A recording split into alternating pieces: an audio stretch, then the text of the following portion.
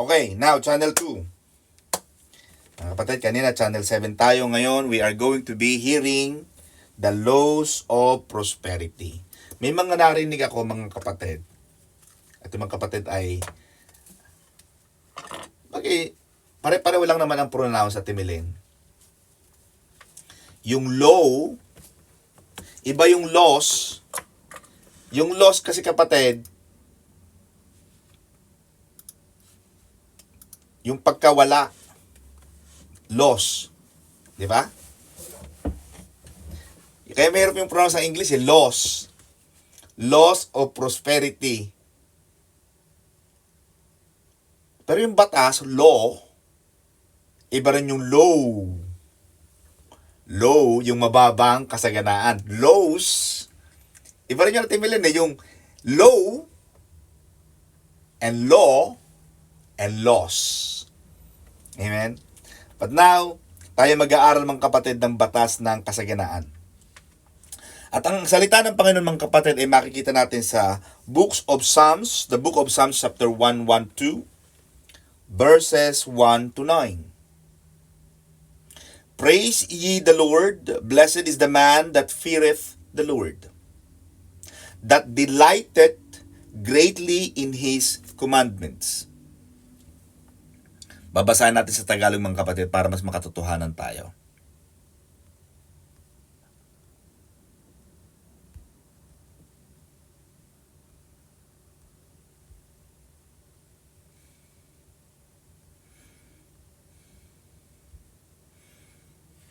Psalms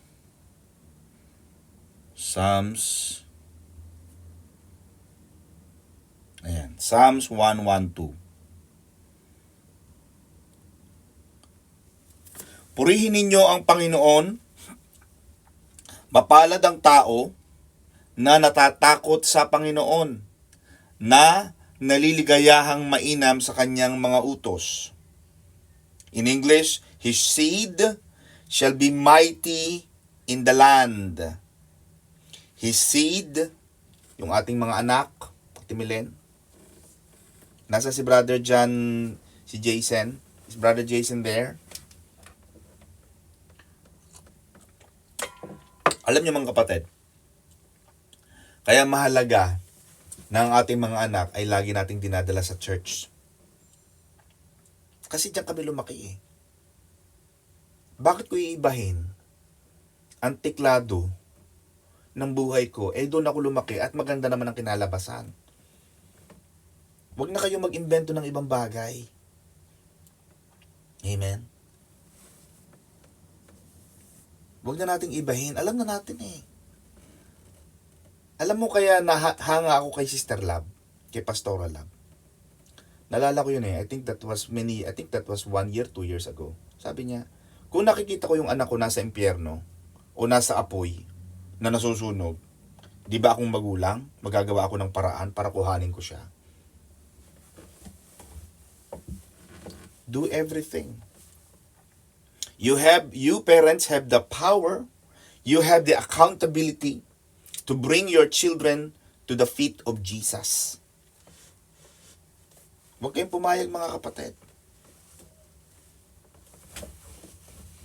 Ipanalangin ninyo yan, huwag niyong tigilan. Amen? Huwag niyong tigilan na imbitahan, sabihan, papuntahin. Amen? Because alam nyo maganda naman ang pinupuntahan natin. Amen ba? 112 verse 1 to 9 ng Psalms. Makikita natin mga kapatid, ang kanyang binhi ay magiging makapangyarihan sa lupa.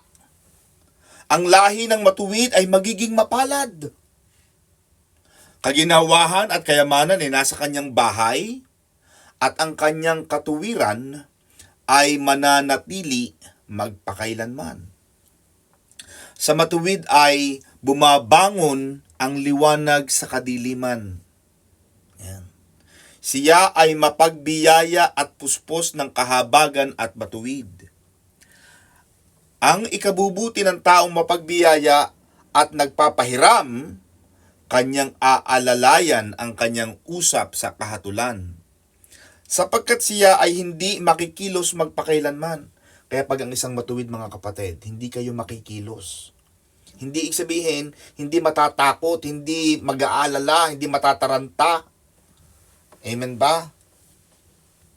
Kasi matuwid ka eh. Hindi ka hayaan ng Panginoon na mataranta. Siya'y hindi matatakot sa mga masamang balita. Ang kanyang puso ay matatag.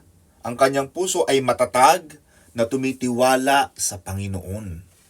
Ang kanyang puso ay natatag. Siya'y hindi matatakot hanggang sa kanyang makita ang nasa niya sa kanyang mga kaaway. Kanyang pinanabog, kanyang ibinigay sa magpakailangan. Ang kanyang katuwiran ay nananatili magpakailanman. Ang kanyang sungay ay matataas na may karangalan. Makikita ng masama at mamamanglaw siyang nangangalit ng kanyang mga ngipin at matutunaw ang nasa ng masama ay mapaparam. That is our topic for today, mga kapatid. Our topic for today is God will break the bondage of debt and bless you until wealth and riches are in your house. Amen, mga kapatid. Now, taas dito, mga kapatid, ang may mga utang. Taas ang kamay. Gusto kong makita ang inyong mga kamay. Mag-like o mag-subscribe. Hindi mag-subscribe. Tumaas lang ang mga kamay. Yan, may mga utang. Yan, ako magtataas din ako ng kamay. Ako may utang din. Sige, taas natin ang ating mga kamay. Ako. Yan, raise hand, Pastor Don. Yan. Lahat tayo may mga utang. Ang wala lang yatang utang dito si Mami Josepa at saka si Mami Bebang. Yan ang pinaka big time billionaire ng Maranatha, mga kapatid.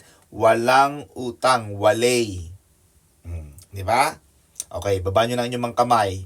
Kasi pag hindi nyo yan binaba, lagi kayo nandito sa unahan. Matatawag ko kayo. Ayan.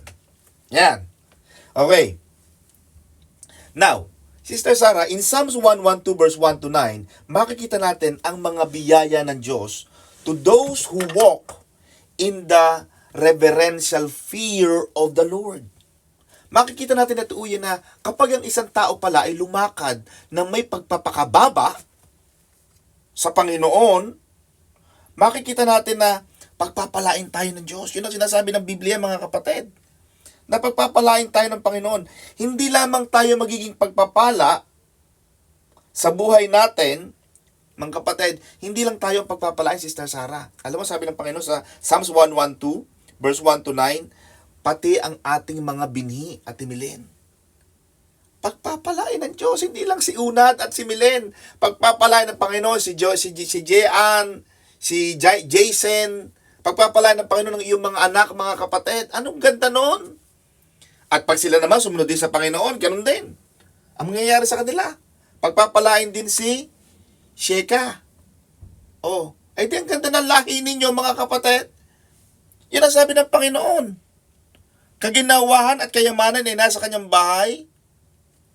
At ang kanyang binhi ay magiging makapangyarihan sa lupa.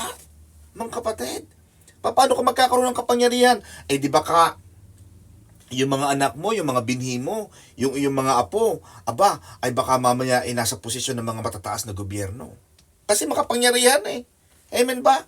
Kaya naman ang tao nagiging makapangyarihan dahil nasa government sila. Meron silang authority. Kaya yun ang pangako ng Panginoon. God's word promises that our seed shall be mighty upon the land, and the generation of the upright shall be blessed. Kaya yung mga kapatid, ang lahi ng matuwid ay magiging mapalad. Kaya magandang isang tao, mga kapatid, matuwid. Matuwid. Matuwid, mga kapatid. Psalms 112 verse 3. Basahin natin. Wealth and riches shall be in his house. Sa present tense, mga kapatid, wealth and riches are in their house. You see, mga kapatid, gusto ng Panginoon na pagpalain niya tayo. Amen. Gusto niya pagpalain niya tayo. Now, dinala ng Panginoon, mga kapatid, ang mga Israelites into the promised land. Daladalin nila ang mga kayamanan ng mga taga-Egypt. Binigyan sila ng lupain sa Promised Land, sa Kanaan. Binigyan sila ng lupain at iuye na hindi naman nila binili. Diba? Kaya yun nangyayari ngayon mga kapatid sa Gaza. Maling-mali ang mga taga-Palestine. Alam mo kung bakit? Ito nasabi ko nito kahapon sa London. Uulitin ko lang sa Italy. Kasi ate uye, pag binasa mo Genesis chapter 1, Genesis chapter 1 verse 1, ang sabi ng Panginoon dito mga kapatid, yung mga wala kahapon sa London, na nasa Italy ngayon, ang sabi ng Panginoon, from the very start, Sister Sarah, in the beginning, God created the heaven and the earth. Ang gumawa ng langit at ng lupa at iuye ay ang Diyos. Ang Diyos ang nagbigay ng lupain na yon sa Kanaan, sa Promised Land, sa mga taga-Israelita. Walang Palestinians. Anong kinukuha sa inyo? Walang kinuha sa inyo. Dahil yung may-ari, doon ibinigay. Hello?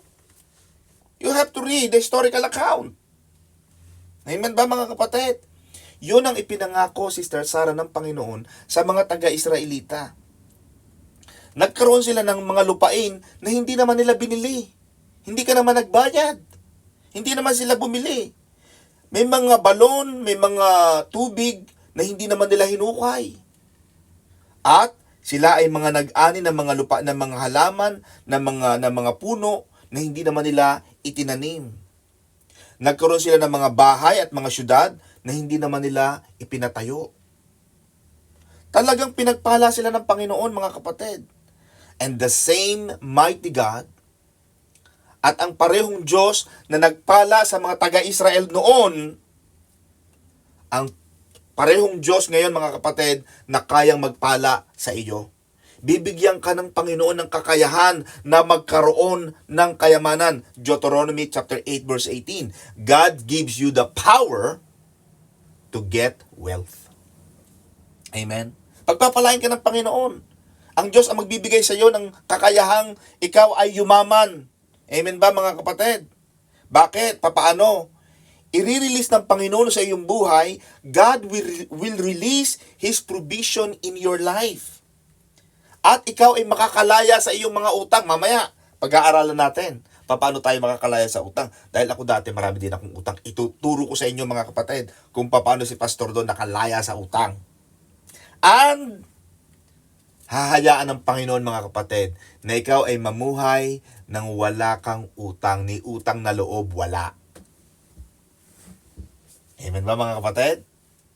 Hahayaan ng Panginoon, Sister Jean, na ikaw ipagpalain ng Diyos, debt-free life. Yun ang pinakamasarap sa buhay. Amen ba, Sister Mercy? No wala kang utang. Alam mo, ang hirap na may utang. Masakit sa ulo niyan. Kaya pag may nangungulekta sa akin, Sister Sarah, may nagpapadala sa akin, kahit konti. Ay, may utang po kayo. Magkano? O sige, ito na, papadala ko dyan. Ayoko na may utang. Ayoko lagi may nayayamot sa akin. Amen ba? Now, at papakinggan ng Panginoon, Sister Sarah, ang iyong mga iyak sa panahon ng iyong pagtangis. Palalayain ka ng Panginoon, pagpapalain ka ng Panginoon, hanggang sa ang kayamanan at ang karamihan ng pera, wealth and riches. Magkaiba kasi ang wealth. At iuye, yung riches, kayamanang material. Yung wealth, kayamanan din yun, pero baka sa ibang bagay, mayaman ka. Amen ba, Sister Feli? Yung ibang mayaman sa resibo ng remittance.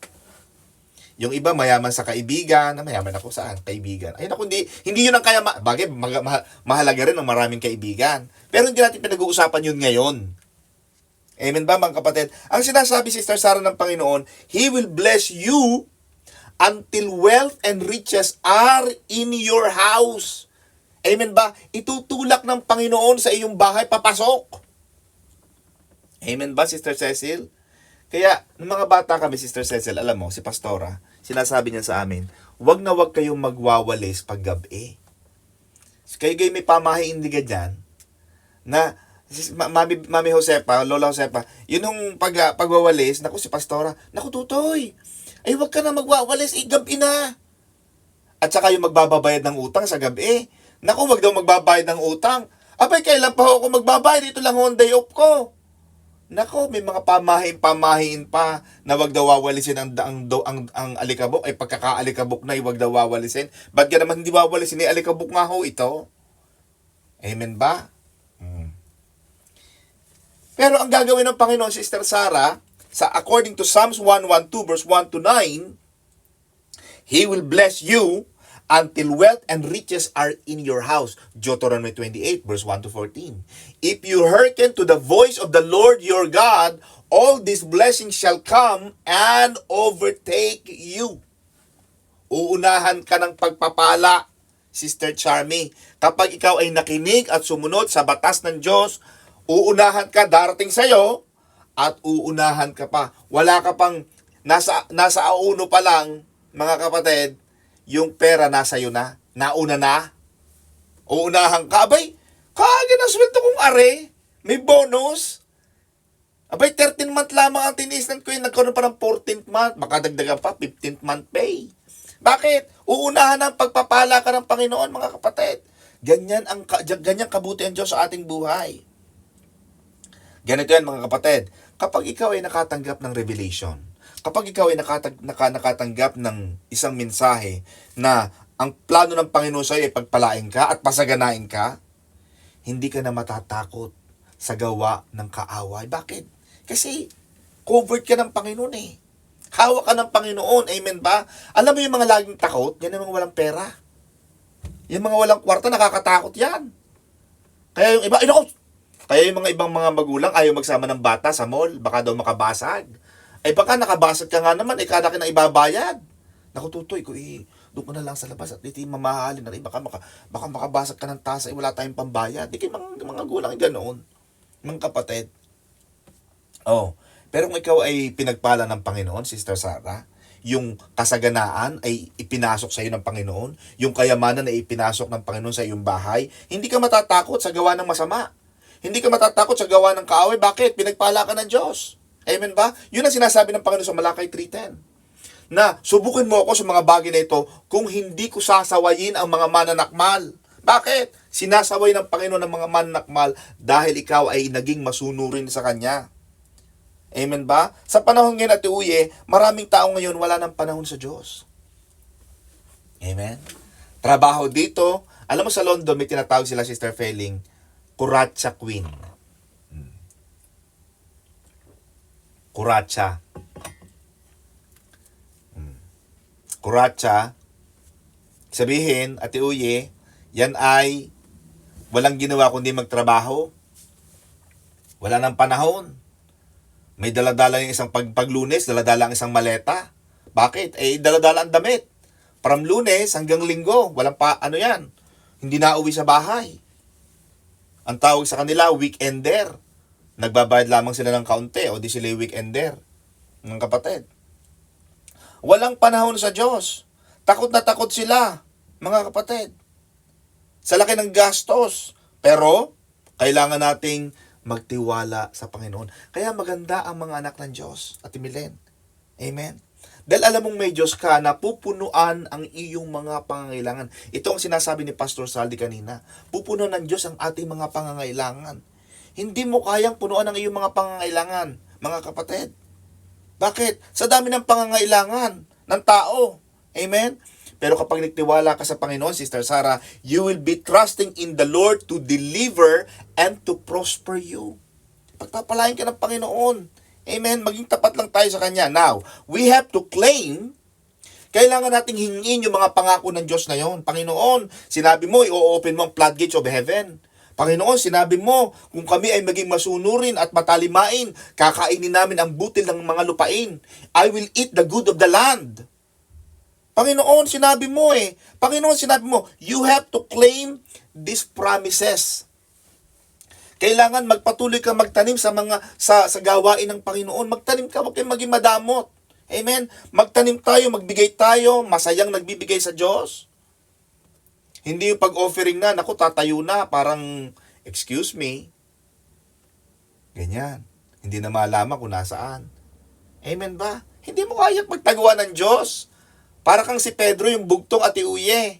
Nagtago si Pedro, kita ang ulo. Hello?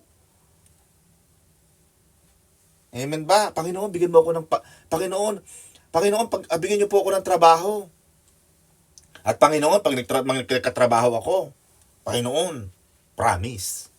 Naku, yung promise na yan, marami nang napako sa promise. Hindi naman kayo si Ate Lourdes.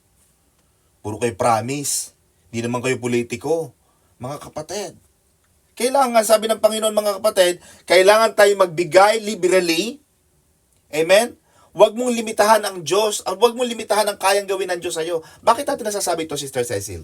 You see, kaya lagi natin sinasabi na, Ate Uye na, the blessings of God are always conditional. Laging may kondisyon ang pagpapala ng Diyos. Deuteronomy 28, verse 1 to 14. If, kung susunod ka, di ba? Kaya makikita mo laging may kondisyon ang pagpapala ng Diyos. Malakay 3:10. Bring, and if you bring, I will open. Pag hindi mo binring, pag hindi mo dinala, I cannot open. Ganun lang kasimple. Mga kapatid, ang blessing ng Panginoon. Because when we don't give to the house of God, we are limiting what God can do for us. Ay, ganun pala mga born again. Masyadong, ganun talaga eh. Amen ba? Mahirap kasi sa tao yung puro libre. Alam mo, ang pinakamahirap kasama niyan, Sister Charmy, yung walang ginawa kundi magpalibre. Ate Milen. Kain tayo, Milen. Saan? Kakain tayo sa masasarap na kainan. Pumili ka. Tapos pagkabayaran na, ikaw lang ang taya. Ganoon ang ginagawa ng mga ilang Kristiyano. Kaya nananatili silang mahirap. Hingi lang sila ng hingi sa Diyos. Pero hindi sila marunong magbigay sa gawain ng Diyos. The key, mga kapatid, is to give liberally. Liberal. Ibig sabihin, hindi kakapirangkot. Bakit, Ate Milen? Ang sabi ng Panginoon sa Luke 6:38, give, and it shall given unto you. Good measure, pressed down and shaken together, and running over. Shall men give into your bosom, for the same measure that you meet withal, it shall be measured to you again.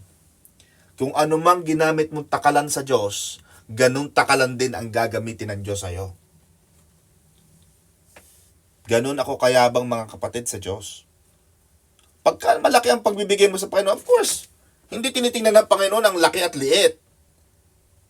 Pero sinasabi rin ng Bible, Luke 6:38, Jesus said, in the same measure, sa anumang takalang ginamit mo sa pagbibigay sa kaharian ng Diyos, ganon ding takalan ang ibabalik sa iyo ng Diyos. Equal ang Panginoon. Hindi gagamit ka ng kutsarita, nagbigay ka ng bulldozer sa Panginoon, tapos ang babalik sa ng Panginoon, kutsarita lang. No. Ang sabi ng Panginoon na tuuye, kung ano man takalan ang ginamit mo sa kanyang kaharian, ganun takalan ang gagamitin ng Diyos pabalik sa iyo. And more. Sabi ng Panginoon, give, and it shall given unto you. Good measure. Alam mo Sister Pele, pag bumibili tayo ng mga prutas, di ba? Minsan pinipikpik pa. Alam mo yung pikpik, yan mga kapatid ay sa Batangas na naman yan, pikpik. Yung pagpikpik, yan ay pinipikpik. Talagang idinidiin, mga kapatid. Naku, talagang diinin mo para ka nag-order sa Chinese restaurant. Yung mga eat all you can, bibigyan ka ng isang lanera, ore. Naku, pinipikpik, talaga namang inuupuan pa. Kaya, bro mo, good measure, pressed down, shaken together. Minsan talagang aalugin para yung mga kaunting mga buto ay nalalaglag pa pailalim. Amen ba? Ganun ang pagpapala ng Panginoon. Now, pag-usapan natin, mga kapatid, paano tayo makakawala sa utang? Amen? Taas ulit, may mga utang. Mga kapatid, gusto ko makita muli ang inyong mga kamay. Taas dito may mga utang. Gusto nyo makalaya sa utang, mga kapatid? Ito ang gawin nyo. Okay. Ito ang gawin nyo, may mga utang, mga kapatid. Ito ang gagawin natin. Okay? Now, ang problema ng mga may utang, Sister Sarah, at hindi ko sinasabing bawal mangutang. May mga pagkakataon talaga na kailangan nating mangutang. For many reason. Maraming dahilan kaya ang tao nangungutang eh. The problem, mga kapatid, the problem na ang tao ay hindi makalaya sa utang, alam mo kung bakit?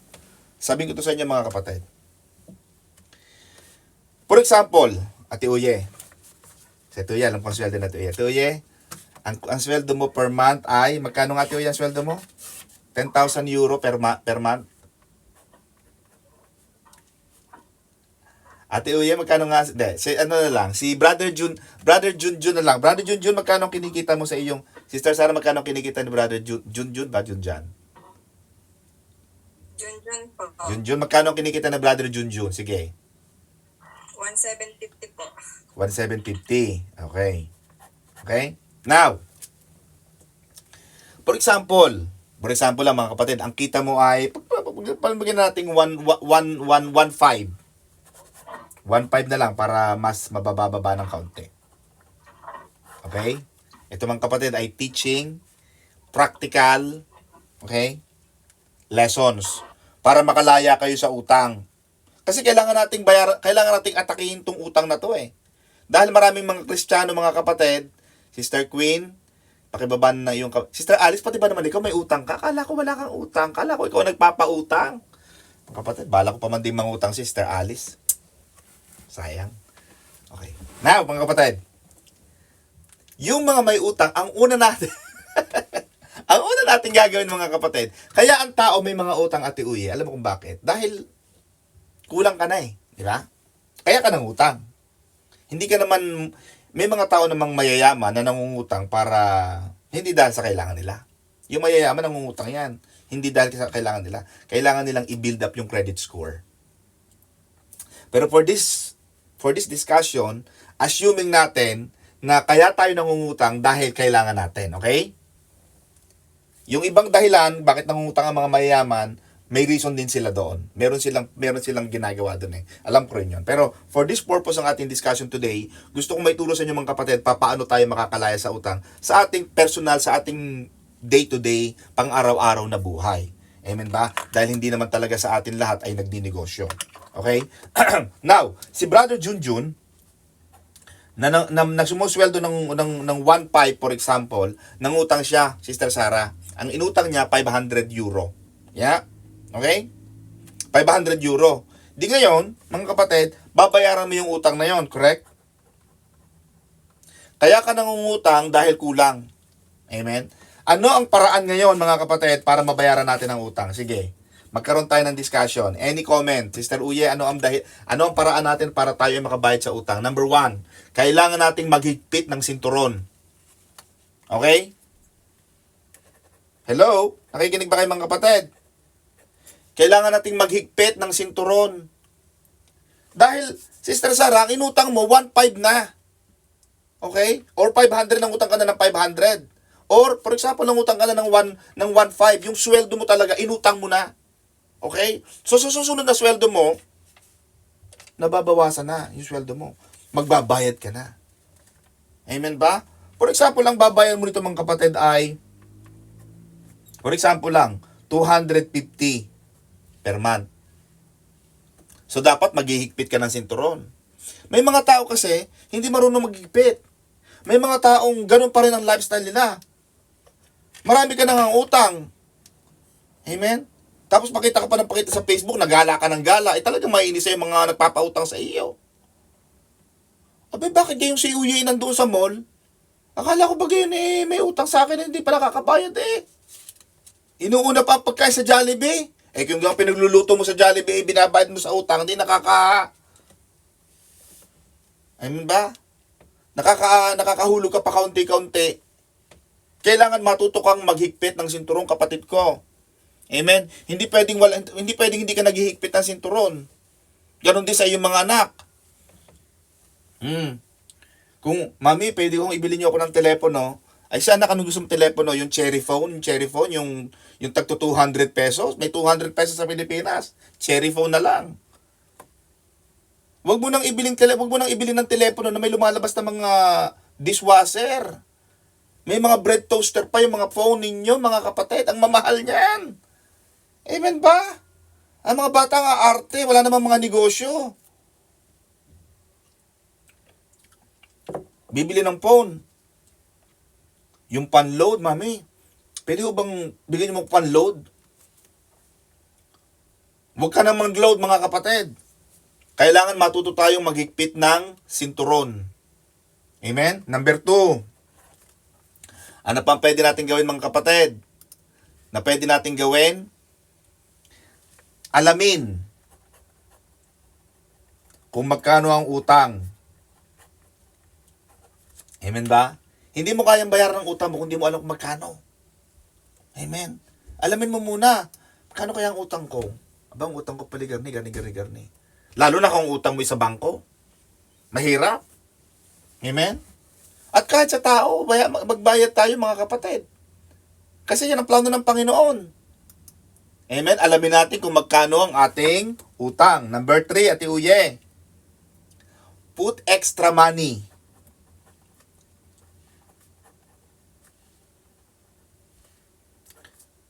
Put extra money toward paying off our debts. Kailangan may extra ka. Now, paano ka magkakaroon ng extra, Sister Brother Junjun? May utang na nga tayo.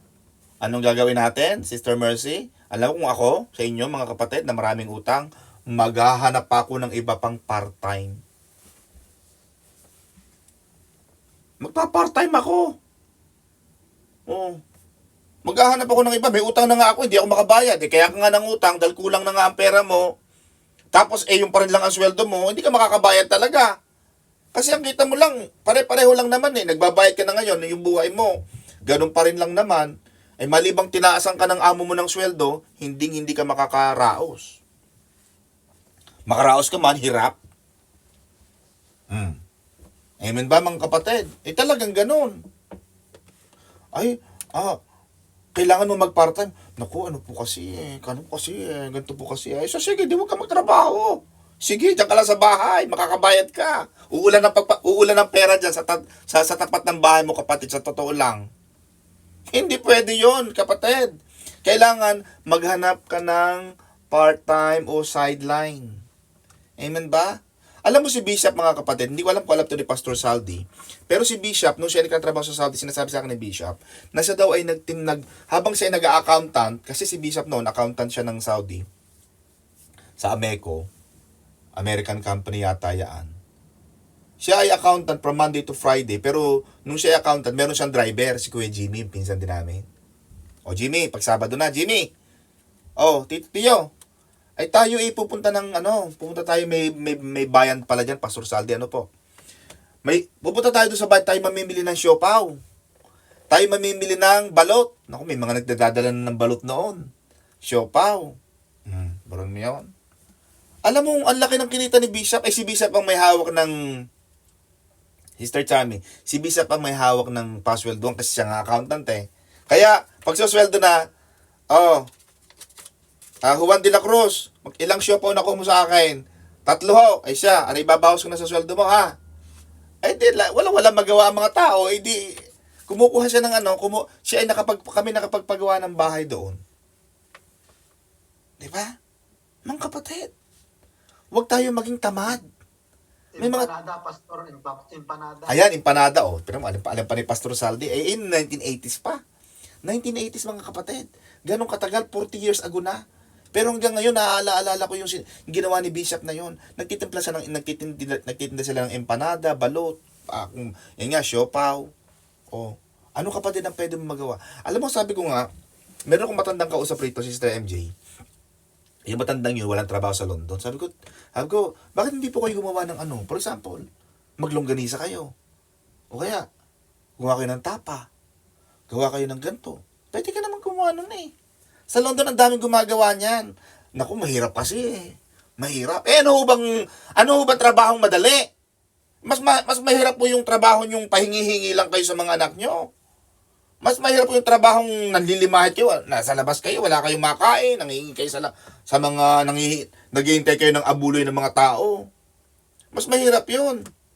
Ako, mas gusto ko pa yung may ginagawa. Ano ba ang puhunan mo sa tapa? Di ba, bibili ka lang naman siguro ng karne. Lalagyan mo ng toyo, kalamansi, lalagyan mo ng paminta. Magtanong ka sa mga taga-Taal. Amen ba? Pumunta ka ng Taal, ano hugang ingredients niyan? Ako, gusto kong gumawa niyan eh. Punong-puno ng karunungan ang lahat ng tao, mga kapatid. Kulang lang tayo sa pagtatanong.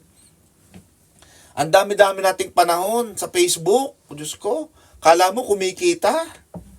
Wala naman kayong kinikita dyan sa Facebook, mga kapatid. Puro lang mga buhay ng may buhay ang inyong mga nasasagap. Amen ba? Now, ano pa? Limit unnecessary spending. Huwag gastos ng gastos. Hindi naman ito, wala kang tungkulin mga kapatid na magpabongga. Ang tungkulin mo sa pamilya mong maiahon sila sa kahirapan at makabayad kayo ng utang. Amen ba? Ganyan. Para makabayad kayo sa mga utang mga kapatid. Maghigpit ng sinturon. Amen? Magkaroon ng sideline. Sideline, mag-part-time. At limit your spending. Amen? Huwag nang gumaya sa iba. Amen? Kung sila man, Sister Mercy, ay bill mo ko nito, bill mo ko niyan, Ate Uye, ay sabihin mo, wala akong ganyan. Mag-iipon pa ako kasi marami pa akong babayaran. Amen? At pag ginawa niyo yan, mga kapatid, pag ginawa niyo yan, ipinapangako ng Panginoon, mga kapatid, na ikaw ay kanyang pagpapalain sa lahat ng iyong gagawin. Amen? Because nalaman mo na ito palang strategy. Kailangan pala ganun. Kailangan pala magkaroon ako ng ganun. Kailangan meron kang alkansya. Amen? Meron kang separate na pambayad sa mga utang. Ito, Siming, aring ginita kong 100 eurong are, ay ilalagay ko sa sobrang are ha. Are wag mong kukuhanin, are wag mong gagamitin, are wag mong gagastusin. Ito ay pambayad natin sa utang kay Ka Eduarda. Amen ba mga kapatid? At pag ginawa mo niyan mga kapatid, pagpapalain ng Diyos ang inyong buhay. Bakit? Tapat ka sa kanyang gawain, nagbabayad ka sa mga utang, at darating ang panahon kapatid ko, wala ka ng utang, lalabas ka na ngayon sa bahay mo, wala nang naghahabol sa iyo. Amen? Palakpakan natin ang Lord mga kapatid, and God bless you. God will break the bondage of debt and will bless you until wealth and riches are in your house. God bless you, Pastor Saldi and Sister Sarah. Pagpalain tayo ng Panginoon mga kapatid. Amen po. Thank you po, Pastor Don. Purihin po ang Panginoon sa inyo pong buhay. At ngayon na